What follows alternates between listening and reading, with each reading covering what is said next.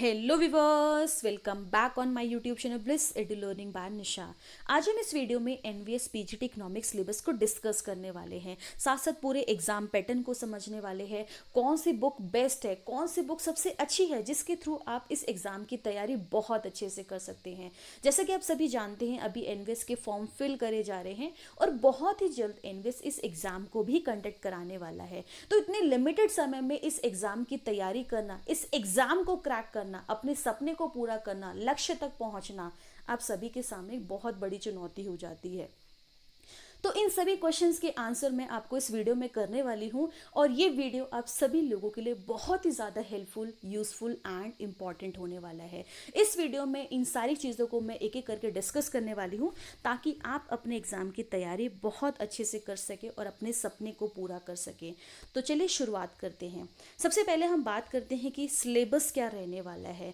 तो अगर आप पीजीटी की तैयारी कर रहे हैं, चाहे पीजीटी ज्योग्राफी है, इकोनॉमिक्स है, हिंदी है, इंग्लिश है, तो आप जानते हैं जब आप पीजीटी की तैयारी कर रहे हैं तो आपका सब्जेक्ट तो पूछा जाएगा ही, सब्जेक्ट स्पेसिफिक तो रहेगा ही आपका 80 मार्क्स का।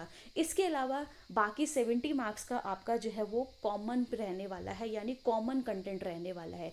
80 मार्क्स का आपका सब्जेक्ट स्पेसिफिक रहेगा। अगर आप ज्योग्राफी हैं तो 80 मार्क्स का आपसे ज्योग्राफी के क्वेश्चन पूछे जाएंगे। इकोनॉमिक्स की तैयारी करें तो 80 मार्क्स का आपसे इकोनॉमिक्स से क्वेश्चन पूछे जाएंगे। बाकी 70 मार्क्स का यानी 70 क्वेश्चन जो है वो आपसे जनरल पूछे जाएंगे और ये सभी पीजीटी टीचर्स के लिए कॉमन रहने वाला है। तो चलिए बात करते हैं कि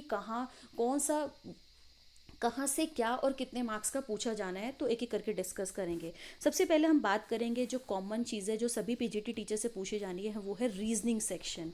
तो रीजनिंग में आपसे पजल्स हो गया, sitting arrangement, data sufficiency, statement based question जहाँ पे आपसे specifically verbal reasoning, inequality, blood relation, sequences, series, direction test, assertion and reasoning and Venn diagram, ये सारी चीज़ें आपसे रीजनिंग से पूछी जाएंगी।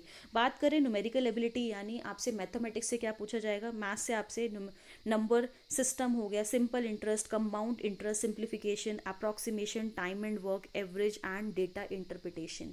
यानी ये जो पूरा रीजनिंग एबिलिटी वाला जो टॉपिक होने वाला है, यहाँ से आपसे 20 क्वेश्चन पूछे जाएंगे और ये वाला पार्ट जो आपका 20 मार्क्स का रहने वाला है।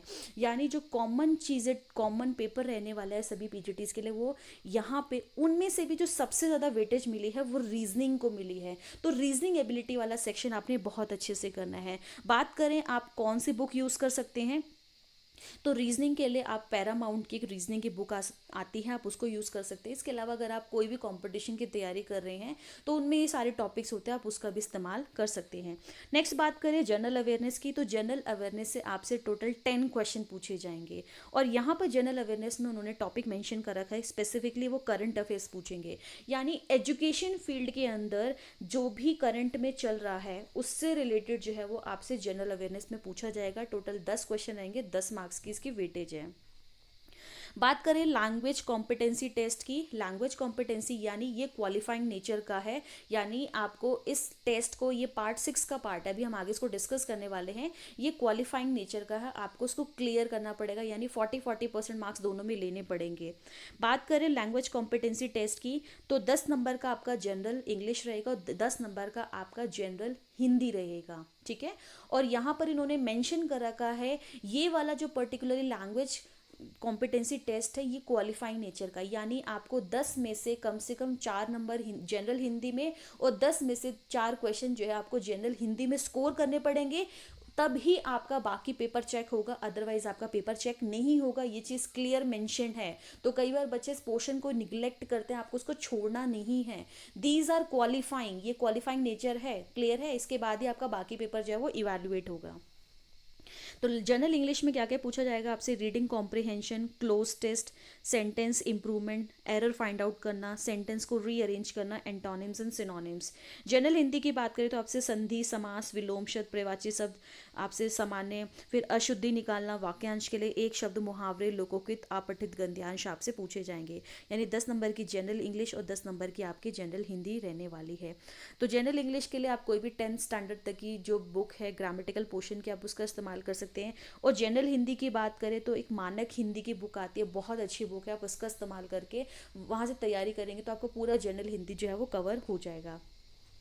नेक्स्ट बात करते हैं नॉलेज ऑफ आईसीटी की। तो आईसीटी के भी आपसे 10 क्वेश्चन पूछे जाएंगे, इसकी वेटेज रहेगी 10 मार्क्स की। आईसीटी में आप जो है, आईसीटी में आपसे fundamentals, basic of operating system, MS office, keyboard हो गया, शॉर्टकट कीज़ हो गया, शॉर्टकट कीज़ का क्या यूजेस है, ठीक है। उसके बाद कुछ इंपॉर्टेंट कंप्यूटर टर्म्स हो गए, एब्रीवेशंस हो गए, कंप्यूटर नेटवर्किंग हो गया, साइबर सिक्योरिटी हो गया, इंटरनेट आपसे पूछा जाएगा।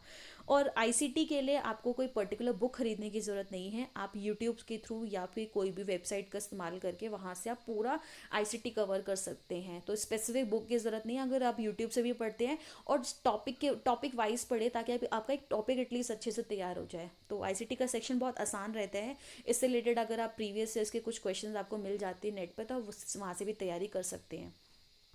बात करें टीचिंग एप्टीट्यूड की, तो टीचिंग एप्टीट्यूड से भी आपसे टोटल 10 क्वेश्चन पूछे जाएंगे, इसकी वेटेज भी 10 मार्क्स की है।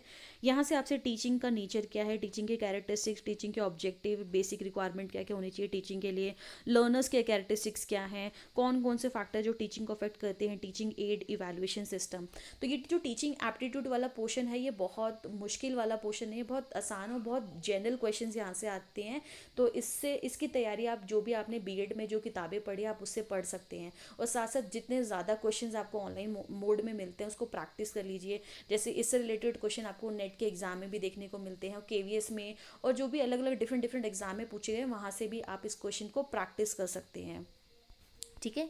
तो ये आपका जो है वो कॉमन पेपर का स्ट्रक्चर रहने वाला है, यानी आपको पूरा ओवरऑल अब पेपर स्ट्रक्चर समझिएगा ज़रा, पूरा पेपर स्ट्रक्चर क्या रहने वाला है आपका पीजीटी के लिए। तो पार्ट 1 में आपसे जनरल अवेयरनेस पूछी जाएगी, 10 क्वेश्चन 10 मार्क्स, जैसे हमने पीछे डिस्कस किया। पार्ट 2 की बात करें, रीजनिंग एबिलिटी 20 क्वेश्चन 20 मार्क्स, ठीक है। पार्ट 3 की बात करें तो आपका आईसीटी बेस्ड रहेगा, जहाँ पे 10 question 10 marks. Part 4 teaching aptitude 10 question 10 marks. Part 5 की बात करें तो पार्ट 5 आपका सब्जेक्ट स्पेसिफिक रहेगा, जो कि 80 मार्क्स का रहेगा और 80 क्वेश्चन यहाँ से पूछे जाएंगे। सब्जेक्ट स्पेसिफिक में आपसे बहुत ज़्यादा आपसे अलग अलग लेवल के क्वेश्चन पूछे जाएंगे। आपसे जनरल क्वेश्चन तो पूछे जाएंगे, साथ साथ आपसे थोड़ा critical and creative thinking type question पूछे जाएंगे, डायरेक्ट नहीं इनडायरेक्ट क्वेश्चन भी पूछे जाएंगे, केस बेस्ड क्वेश्चन पूछे जाएंगे, एंड एक्सपीरियंशियल बेस्ड क्वेश्चन या फिर पेडागॉगी बेस्ड क्वेश्चन कि कैसे इकोनॉमिक्स को पढ़ा सकते हैं बच्चे तक। तो पेडागॉगी बेस्ड क्वेश्चन आपसे यहाँ से पूछे जाएंगे। And most important new education policy जो 2020 है, वहाँ से भी आपसे क्वेश्चन पूछे जाने हैं। तो ये वाला जो पोर्शन है, यानी जो आपका सब्जेक्ट स्पेसिफिक रहेगा, ये 80 मार्क्स का रहेगा।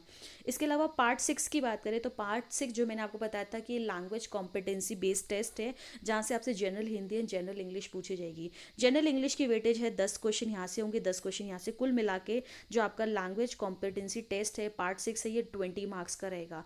बट सबसे इंपॉर्टेंट पार्ट अभी आपके सामने ये हो जाता है पार्ट 6। पार्ट 6 जो है क्वालिफाइंग है, कम से कम आपको दोनों में 40% हर एक में स्कोर करना पड़ेगा। अगर आप दोनों में 40% स्कोर करते हो, तभी आपका पार्ट 1 से लेके पार्ट 5 तक का पार्ट जो है इवैल्यूएट होगा, वरना नहीं होगा। तो इसको ध्यान में रख के आपको तैयारी करनी है। अब बात करें इकोनॉमिक्स की, तो आपसे इकोनॉमिक्स में क्या पूछा जाना है, जो पेपर 2 आपका रहता है, यानी जो सब्जेक्ट स्पेसिफिक रहता है वो क्या है। तो जनरल तो के लिए तो मैंने आपको बुक बता दी कि कहाँ कहाँ से आप क्या क्या टॉपिक पढ़ सकते हैं और आपको कौन कौन सी बुक यूज़ कर सकते हैं, किसकी क्या वेटेज है। अब हम बात करते हैं इकोनॉमिक्स की। इकोनॉमिक्स का सिलेबस भी जो है वो आपको इसके ऑफिशियल वेबसाइट पर भी मिल जाएगा, मैं साथ में डिस्क्रिप्शन बॉक्स में इसका लिंक भी दे दूँगी। बात करें इकोनॉमिक्स की, तो उन्होंने इसको अलग अलग पार्ट में क्लासीफाई किया। जैसे माइक्रो इकोनॉमिक्स की बात करें तो माइक्रो इकोनॉमिक्स में आपका पूरा आ गया, सेंट्रल प्रॉब्लम से लेके कंज्यूमर इक्विलिब्रियम हो गया, आपका डिमांड चैप्टर हो गया, फिर यहाँ पे आपका प्रोडक्शन हो गया, कॉस्ट हो गया, रेवेन्यू, सप्लाई, ठीक है, मार्केट फॉर्म्स, ये सारे टॉपिक, यानी जो क्लास आपकी 11th में जो माइक्रो इकोनॉमिक्स पढ़ते हैं वो सारे टॉपिक यहाँ पे कवर होने वाले हैं। तो आपको ध्यान रखना है, सबसे पहले आपको 11th-12th की बुक्स जो है इकोनॉमिक्स की बहुत अच्छे से तैयार करनी है, और उसको तैयार करने के बाद फिर आपने जो भी ग्रेड में या पोस्ट ग्रेजुएशन में आपने किताबें पढ़ी आप वहाँ से तैयारी करिए। इसके अलावा आप एम.एन. जिंगन की बुक आती है, आप उसका भी इस्तेमाल कर सकते हैं। तो ध्यान रखना है, सबसे पहले आपको 11th-12th की किताबें बहुत अच्छे से पढ़नी है, उसको प्रिपेयर करने के बाद फिर आपको ग्रेड और पीजी की बुक्स पढ़नी है। इसके लिए फिर आप जो है, अगर आपके पास जो भी आपने ग्रेड और पीजी में पढ़ी वो भी पढ़ सकते हैं, साथ साथ आप एम.एल. जिंगन की बुक भी इस्तेमाल कर सकते हैं, ठीक है। नेक्स्ट हम बात करते हैं फिर आपका मैक्रो इकोनॉमिक्स, जहाँ पे आपका पूरा national income, determination of income and employment, आपका money and banking, government budget, balance of payment, ये सारा आ गया। ठीक है। ये सारे एक एक टॉपिक मेंशन उन्होंने कर रखे हैं, आप इसको ध्यान रख के तैयारी करिएगा। तो इसके लिए भी आप पहले 11th 12th की जो 12th की मैक्रोइकनॉमिक्स की बुक है उसके लिए आप कर सकते हैं, आप एनसीईआरटी पढ़ सकते हैं, या फिर जो रेफरेंस बुक है संदीप गर्ग है या फिर आपकी टीआर जैन उसको पढ़ सकते हैं। इसके अलावा एमएन जिंगन की बुक, और साथ साथ आपने ग्रेड पीजी में जो भी बुक पढ़ी आप उसको पढ़ के इसकी तैयारी बहुत अच्छे से कर सकते हैं। इंटरनेशनल इकोनॉमिक्स की बात करें तो आपका जितना भी इंटरनेशनल ट्रेड हो गया, डब्ल्यूटीओ हो गया, जो भी आपके इंटरनेशनल ऑर्गेनाइजेशन है वो, साथ साथ शेयर्स, डिबेंचर्स, सेबी हो गया, आपका एनएसएफडब्ल्यू हो गया, बीएसएफ हो गया, और भी जो अलग अलग इंडाइसिस है उसको पढ़ सकते हैं। तो इसके लिए भी आप जो है इन किताबों का इस्तेमाल कर सकते हैं। नेक्स्ट बात करें यहाँ पर स्टार्ट्स की, तो स्टार्ट से आपसे introduction of data, collection of data, organisation of data, और जितने भी टूल्स वगैरह हैं आपका, ठीक है, मीन, मीडियन, मोड, ये सब पूछा जाएगा। यहाँ पे आपसे कोरिलेशन हो गया, इंडेक्स नंबर हो गया, टाइम सीरीज हो गया, geometric mean, harmonic mean, dispersion, Lorentz curve, ये सारे टॉपिक जो आपकी हैं वो आसानी से 11th क्लास की स्टार्ट्स की बुक में कवर हो रहे हैं। तो पहले आप 11th के स्टार्ट्स को बहुत अच्छे से पढ़िए और उसके बाद आप ग्रेड और पीजी की बुक को प्रेफर करिए। बात करें इंडियन इकोनॉमी की, तो इंडियन इकोनॉमी में जितना भी आपने पढ़ा है कि जो पहला चैप्टर आता है कि on the eve of independence हमारी इंडियन इकोनॉमी कैसी थी, 5 ईयर प्लान्स लाए गए, फिर एग्रीकल्चर को लेके इंडस्ट्री हो गया, फिर आपका फॉरेन ट्रेड सेक्टर हो गया, देन आपका एलपीजी पॉलिसी का इंट्रोडक्शन हो गया, पोवर्टी हो गया, आपका human capital, employment, infrastructure, environment, उसके बाद जो कंपेरेटिव है आपका इंडिया, पाकिस्तान और चाइना के बीच में। तो यानी क्लास 12th की जो इंडियन इकोनॉमी की बुक है सबसे पहले आप उसको पढ़िए, बहुत अच्छे से तैयार करिए, देन आप जो है वो ग्रेड और पीजी में आपने जो बुक पढ़ी है, ठीक है। इसके अलावा हम बात करें तो इंडियन इकोनॉमी के लिए आप मिश्रा एंड पुरी की बुक इस्तेमाल कर सकते हैं या रमेश सिंह की बुक इस्तेमाल कर सकते हैं। स्टार्ट्स के लिए आप जो है वो मंगल की किताब या फिर ग्रेड और पीजी में जो भी आपने किताब पढ़ी है उसका इस्तेमाल कर सकते हैं, ठीक है। तो ये जो है वो आपका कंप्लीट पूरा सिलेबस है आपका एनवीएस पीजीटी इकोनॉमिक्स का। तो ध्यान रखिएगा आपको कि एनवीएस की तैयारी आपको इस तरीके से करनी है क्योंकि केवीएस के फॉर्म भी निकलेंगे। तो एनवीएस की तैयारी के साथ साथ आप ऐसी तैयारी करिए कि आपकी केवीएस की तैयारी बहुत अच्छे से हो, और दोनों का सिलेबस जो है वो ऑलमोस्ट सेम है, दोनों का एग्जाम पैटर्न ऑलमोस्ट सेम है। तो यानी आपको क्या करना है, तैयारी सिर्फ एक करनी है, क्या करना है आपको, एक तैयारी करनी है, लेकिन आपके पास स्कोप जो है और ज़्यादा डेवलप हो जाते हैं। इसी के थ्रू आपके जो DSSB के फॉर्म होते हैं और बाकी अदर स्टेट के एग्जाम होते हैं वो क्रैक करना और ज़्यादा आसान हो जाएगा। तो पूरे सबसे पहले आपको क्या करना है, पूरे सिलेबस को बहुत अच्छे से समझना है, एक एक टॉपिक को बहुत अच्छे से तैयार करना है और बहुत स्मार्टली तरीके से पढ़ना है। ऐसे पढ़ना है कि आप कम समय में भी, क्योंकि सभी इस एग्जाम की तैयारी बहुत लंबे समय से कर रहे हैं, बहुत लंबे समय से फॉर्म नहीं निकले हैं। तो आपको ऐसे तैयारी करनी है कि भाई इस बार मौका जाने नहीं देना, इस बार आपको ये जॉब लेनी ही लेनी है एट एनी हाउ, बहुत अच्छे से तैयारी करनी है। तो आई होप आपको वीडियो पसंद आई होगी, जितने भी आपके जो क्वेश्चंस थे उन क्वेश्चंस के आंसर आपको इस वीडियो में मिल गए होंगे। फिर भी अगर आपको कुछ पूछना है तो कमेंट में आप मुझे क्वेश्चन पूछ सकते हैं। So do like, share and subscribe my channel and also press the bell icon button to get the notification of all my upcoming videos. Thanks for watching. जय हिंद, जय भारत।